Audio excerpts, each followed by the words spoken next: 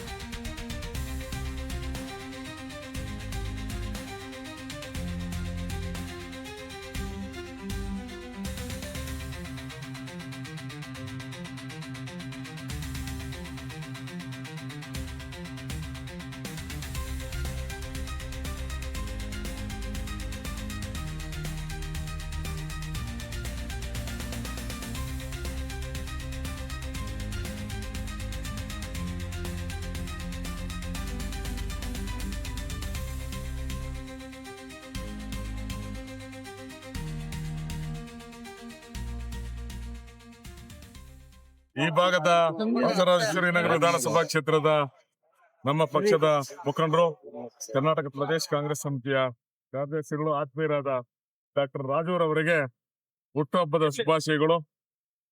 ದೇವರು ಅವರಿಗೆ ಆಯುರಾರೋಗ್ಯ ಐಶ್ವರ್ಯಗಳನ್ನು ನೀಡಿ ಇನ್ನು ಹೆಚ್ಚು ಸೇವೆ ಮಾಡತಕ್ಕಂಥ ಅವಕಾಶವನ್ನು ನೀಡಲಿ ಅಂತ ಹೇಳಿ ಹಾರೈಸಿ ಮತ್ತೊಮ್ಮೆ ಅವರಿಗೆ ಶುಭವನ್ನು ಕೋರ್ತೇನೆ. ನಮಸ್ಕಾರ.